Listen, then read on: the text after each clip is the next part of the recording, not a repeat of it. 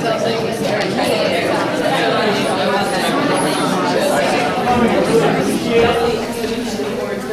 going to try to use the microphone, but if you all can't hear me, will you raise your hand and let me know so I can be sure that everyone can hear what I say. My name is Charles Samuels. I'm a 2nd District City Council person. Monroe Park within my district, and I really appreciate everyone coming out tonight. I think in 2 hours, we're going to be able to accomplish an awful lot. As you all know, the park is closing at some point in the future for a period of time between 9 months to 18 months for renovation. And because of that, one of my first concerns was what's going to happen to folks that use the park on a daily basis, both those who are homeless and those who aren't.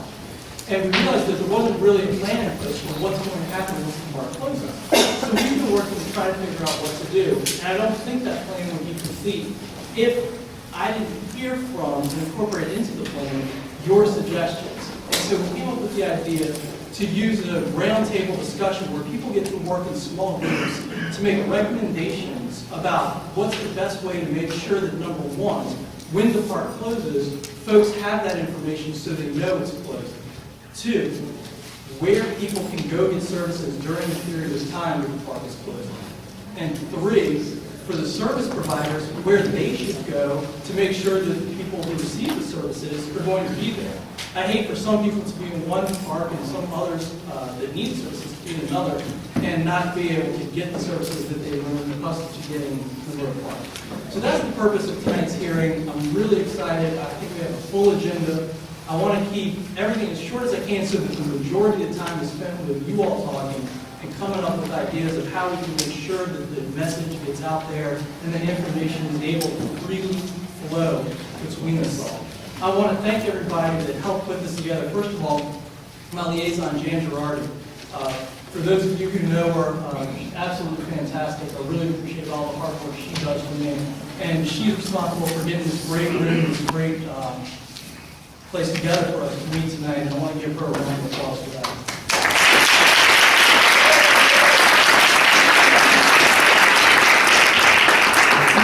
Brief overview of our Parks program. Unfortunately, I haven't picked up my agenda yet, so if I can borrow somebody's.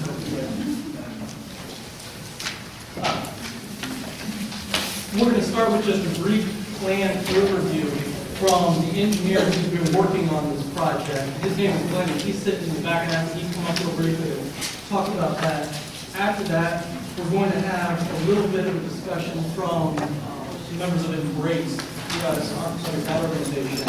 It's fantastic. I really encourage you all to learn more about it. And then we're really going to get down to business and try to work through what we can do here. I also want to thank Erica. I want to thank Erica, who's been a huge help in this. Erica's with Homeward, and ask her to come up once the engineers have said a couple words to run the rest of the show. Thank you all again so much for being here tonight. I'm glad to see so many people care about this issue. Thank you, everyone, for coming out here tonight. My name is Glenn Telfer. I'm with Draper Hayden Associates, and I'm going to just explain very briefly about the scope of the work planned for Monroe Park. What you can see here in this diagram are, in color, are the areas and systems that are going to be affected in Monroe Park. What you can see is that the existing walks are going to be removed. The existing utilities are going to be relocated, so the existing utilities will be removed. New utility lines will be trenched in, and that's for water, sewer, electrical, gas. Some of these existing utilities, there's no record of the locations. So the contractor will have to spend a lot of effort chasing some of these utilities down, trying to find out where they are. And as you can see, the proposed construction covers the whole park. And it will be an active construction site through the whole park, with the contractor providing safety fencing to keep control of the project work site, maintaining it as his construction site and providing safety to the public. Some of the excavations will be very deep. It's a big project. It's going to do a lot of good for the park, but unfortunately it requires the park to be secured and under the control of the contractor so that he can finish his work, get it done as quickly as possible.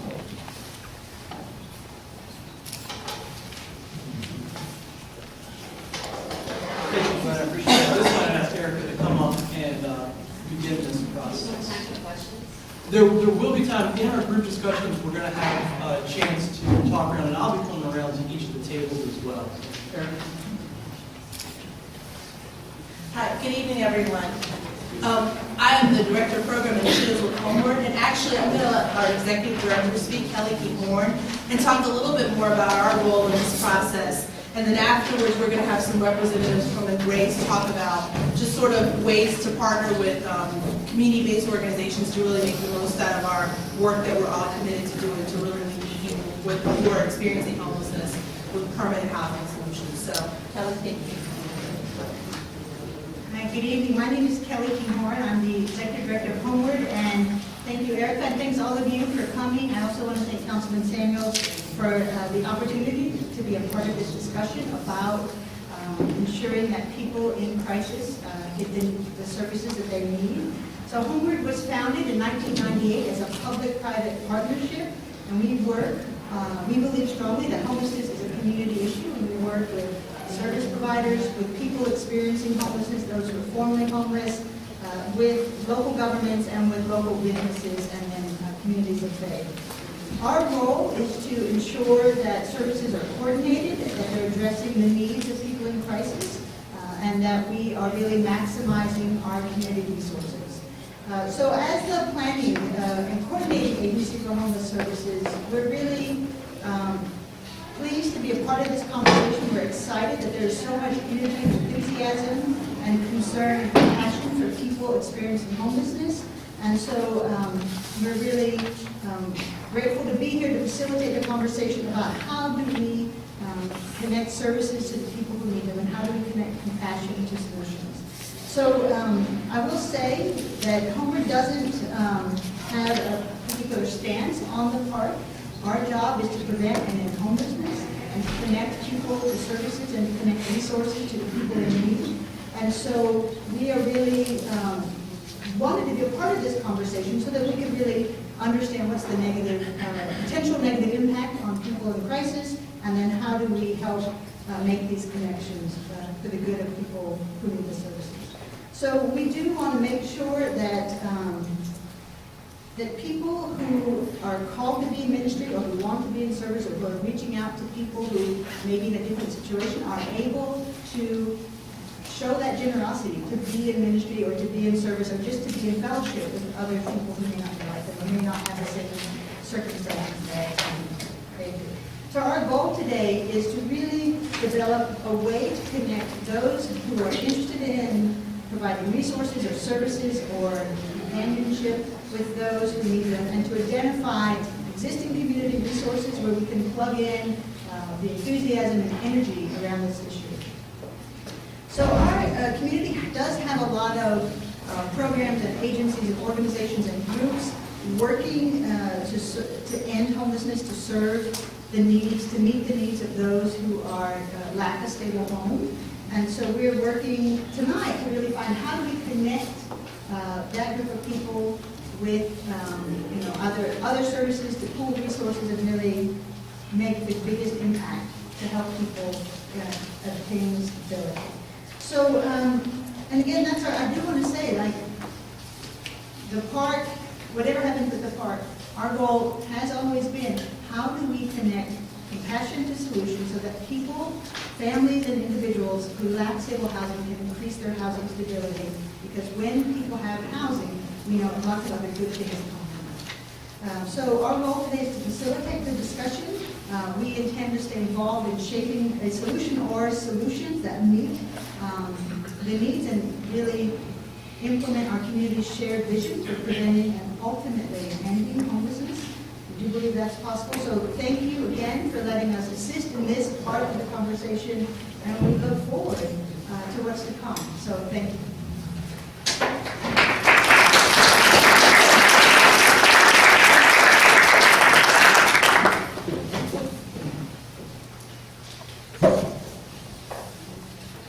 Hi, my name is Wendy McKay, and I'm the founder and executive director of an organization called Embrace Richmond.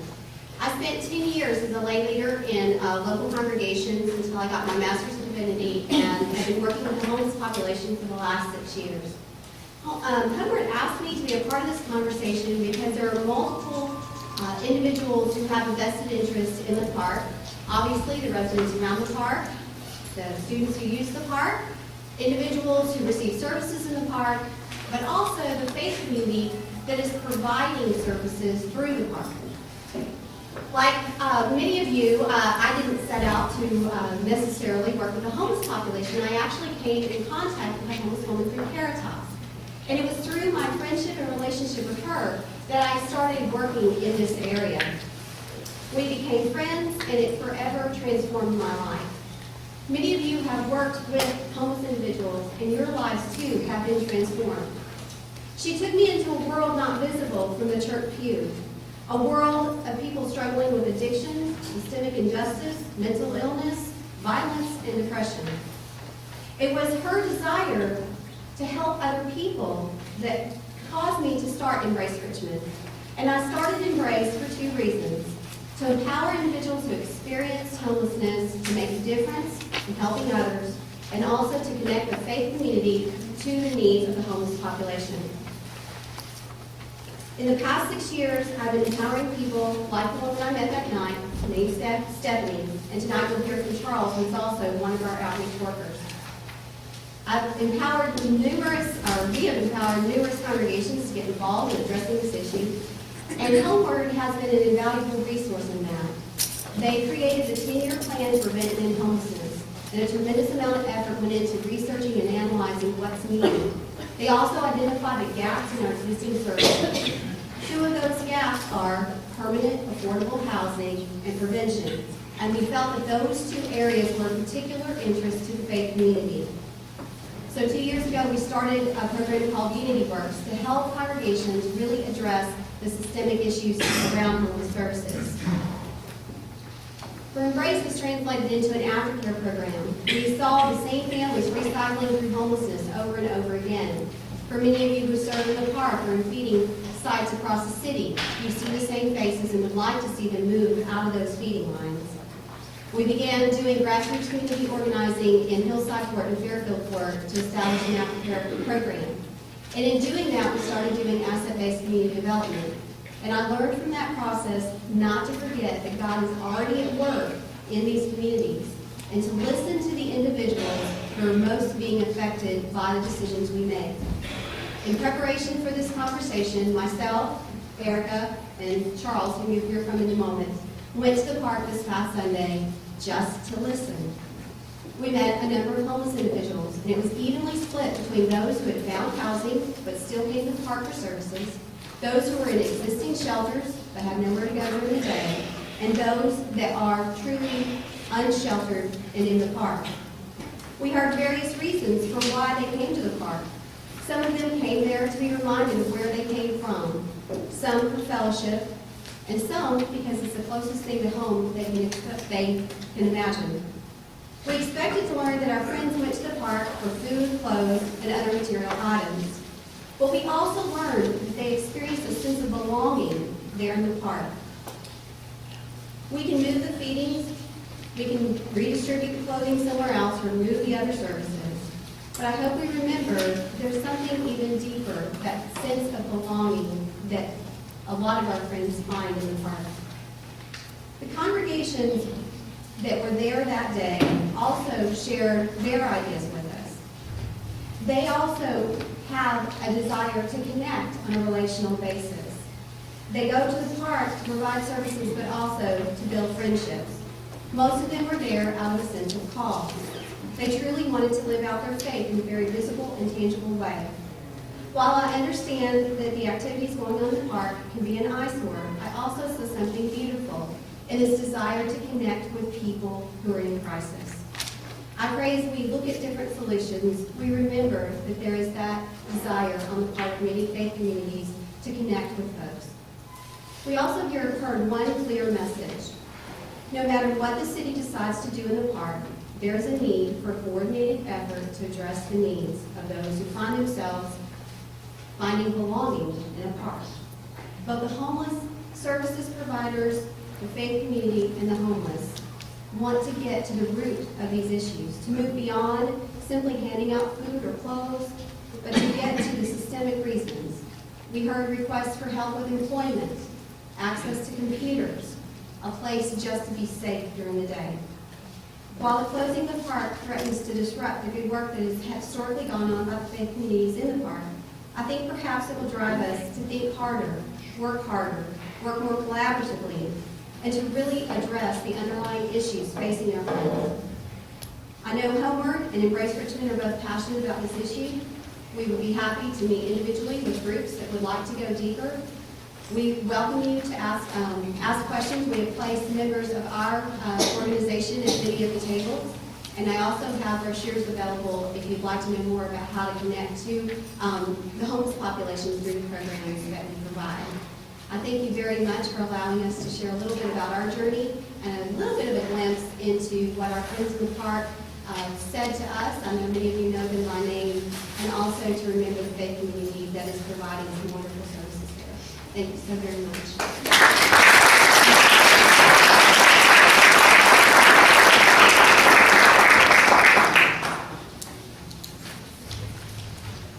Good evening, everyone. My name is Charles Samuels, and I'm formerly homeless from the streets of Richmond. I got caught up in an addiction for over 33 years, and it kept me in the streets of Richmond for a very long time. I am back from the days of the old Daily Planet that was on Canal Street.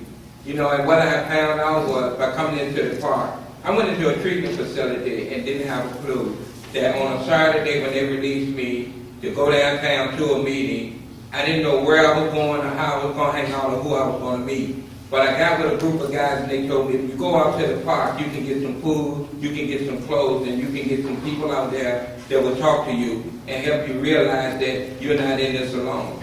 You know, and over 4.5 years ago, that was my struggle then. You drop me off in the middle of the city. Where do I go? Do I run up and down Broad Street? Or do I come to a park where I can meet with people, mingle, and have some sandwiches, some soda, some juice, and whatever being fed to me while I wait on the next meeting to become available?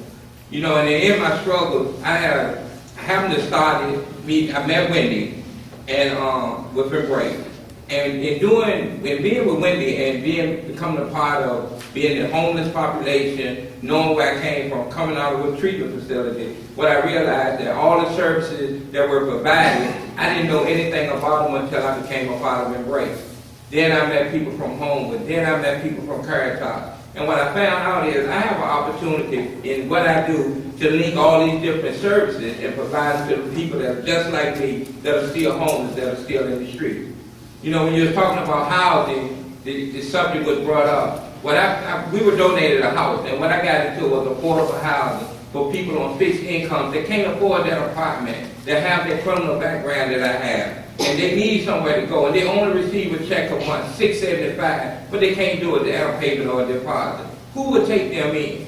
You know, that's affordable housing for getting people off the street. Those people are still wandering the street, getting a check every month, and what do they do with it? They don't have enough money by the next month to move into affordable housing. Who would take a risk with them? You know, and it's not a risk because somebody took a chance with me.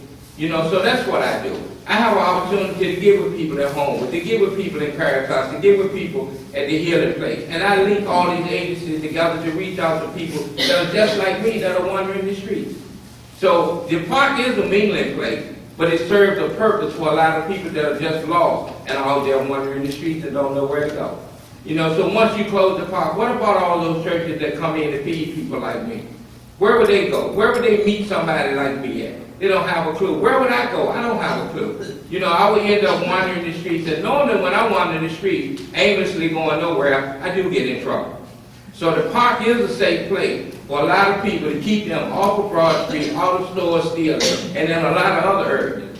You know, and there are a lot of organizations that are willing to reach out and help those people. But we all need to come together with one central idea.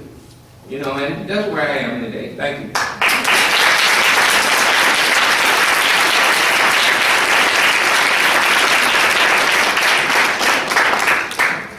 So the really nice thing about having people like this that actually speak before you is it means that you really don't have to have a lot to say as a person facilitating this type of discussion. I see a hand up, and I know that this was not set up to be a hearing forum. What we really wanted to do was to give people an opportunity to talk in their groups to really work on solutions tonight as a community. So there is no opportunity to publicly make a statement, but we do want you to talk to the people who are around the table with you, because we're convinced that we will only solve our greater community problems if we sit together and figure out what some of those resources are that are in our community. So at this time, I would actually like to go ahead and move into that portion of the conversation and begin to do that. I know we have a lot of different people that are here tonight. How many people here are with service providing agencies? Can I get a show of hands? Okay, great. So there's a service providing agency, I think, just about every table almost. How many people are neighbors or in the nearby neighborhood of the park? I know there are quite a few concerned citizens. How many people are people who provide services in the park in some way? Okay. And what I want you all to do, because it looks like you've really nicely dispersed yourself out amongst your tables, is to really, we have a guide that's set up for you in the center of your table. You see some paper, and it talks about what we would like to happen with this conversation as a group. So we want the service providers to tell you about some of the services that they provide to people who are experiencing homelessness in our community. And most importantly, service providers, be open to having people come to your agency and participating in that part of the process as a volunteer. For people who are there, for people who are interested in who currently volunteer at the park and are interested in continuing to do that into the future, I want you to have an honest dialogue with service providers. Tell them what is it that makes it difficult to find out what their agency has in terms of service needs. Most of these folks are eager to have people who are willing to come and give their time and their talent to their agencies. So what we really want everyone to do is have an honest dialogue. And if you take a peek at your last page, you'll also see on your sheet, you'll also see a question for everyone in the group. So we want you to honestly give your experience, based on your experience, what are those services that are needed? I know Charles mentioned about housing, and Wingnut talked about needs for employment. I know there's also a need for a central site, so having a conversation at your table about those sorts of things. What do we know about who's providing those services? If we know there are people who are not here, we'd like to know more about who they are and being able to map that out. And most importantly, what can we do to assist people with getting the word out about how they can be of service in the park? And I think also on that other side is how can people really tap into the needed services? I know people who volunteer in the park have a very unique experience. You've seen a lot of these people for years. You have expertise that other people just don't have. So this is your time to share, hey, I know it really takes X, Y, and Z for that person to make the next step. This is an opportunity to do that.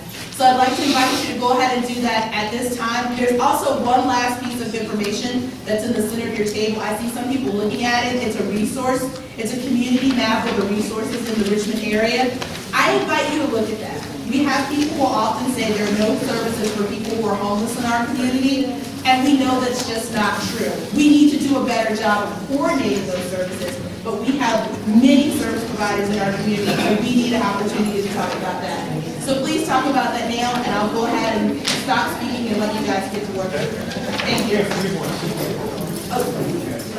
Okay. There are also people at the front that have empty seats at their table. If you have an empty seat, can you put your hand up at their table? So others would like to have a spot at their table. Please go to those tables with them. Thank you.